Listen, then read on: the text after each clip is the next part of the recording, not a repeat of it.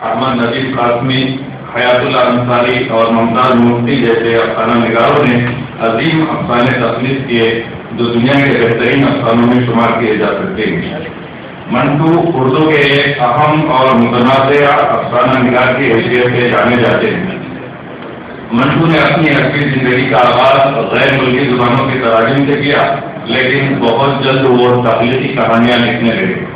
پریم چند کے بعد اردو افسانہ نگاروں کی نسل میں سعادت حسن منٹو کا نام کئی اعتبار سے امتیازی حیثیت رکھتا ہے۔ منٹو اردو کا سب سے بدنام افسانہ نگار ہے۔ منٹو کا سب سے زیادہ مقدمے ہے۔ منٹو نے ایسے موضوعات کا قلم اٹھایا جہاں پہنچنے کے لیے فرشتوں کے پر بھی جلتے ہیں، جن کو بہت سے لوگ ممنوعات میں شمار کرتے ہیں۔ منٹو بڑا بے باک افسانہ نگار ہے۔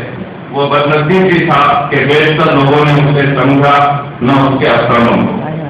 اس کا احتساب ان لوگوں کے سپرد کیا گیا جن کا کام عدالت کی کرسیوں پر وہ کام کرنا تھا جو سچی فروغ اپنی دکانوں میں کرتا ہے۔ میرا مطلب ہے ترازو کے دونوں پلڑوں کو برابر کرنے کا کام۔ اس میں ان لوگوں نے ڈنڈی بھی ماری۔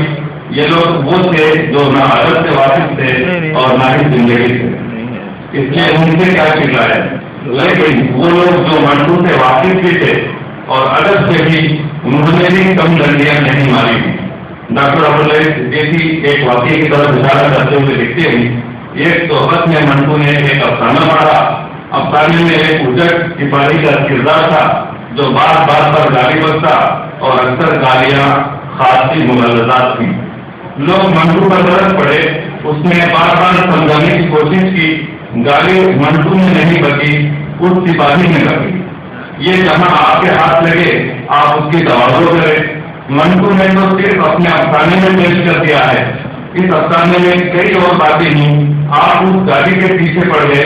ان باتوں کو دیکھنے اور سننے کے لیے آمادہ نہیں۔ آپ کا جی چاہے آپ گالی دے دیں، لیکن افسانے کو ضرور سمجھنے کی کوشش کریں۔ منٹو سے ناراضگی کا ایک بڑا سبب یہ رہا ہے کہ اس کے بعد افسانوں کا تعلق جنسیات سے بھی ہے، اور جنسیات کی حیثیت ہمارے یہاں شجر ممنوع کی رہی ہے۔ منٹو کی شخصیت کو ان کے مزاج سے علاحدہ کر کے نہیں دیکھا جا سکتا۔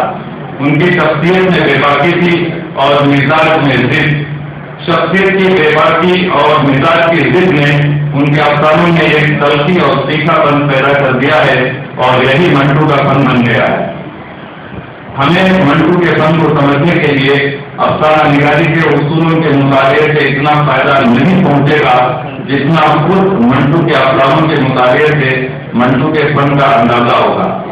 منٹو کے افسانوں میں جنسیات کا ذکر زیادہ ملتا ہے، اس لیے نہیں کہ وہ جنسیات سے محبت کرتا ہے، وہ جنسی لذت کے بیان سے لطف اندوز ہوتا ہے، اور ویسے بھی ذکر کو برا نہیں کہا جا سکتا۔